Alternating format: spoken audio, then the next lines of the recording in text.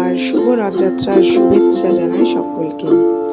আজ রোববার দিনগুলো বাঙালিদের জন্য ভীষণ স্পেশাল। রোববার মানেই বাইরে যাওয়া, ভালো মন্দ খাওয়া, রেস্টুরেন্টে যাওয়া, আড্ডা দেওয়া ইত্যাদি। তবে এই সুযোগগুলো বাংলার বাইরে যারা থাকে তাদের কাছে সবসময় আসে কি না তা ঠিক আমার জানা নেই। আমি পুনেতে থাকার পর থেকে আমার রোববারগুলো কাটে এক প্রকার ব্যস্ততায়, স্পেশালি যদি স্যাটারডে স্কুল থাকে।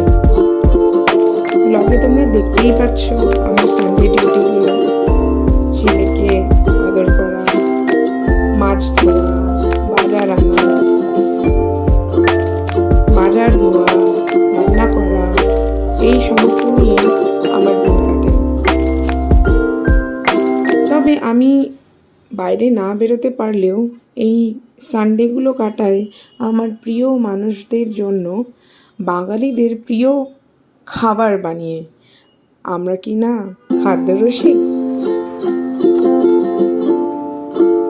ব্লগে তোমরা দেখতেই পাবে আজ আমার লাঞ্চ থালিতে রয়েছে দই চিকেন, আলুর দম, ভাত ইত্যাদি।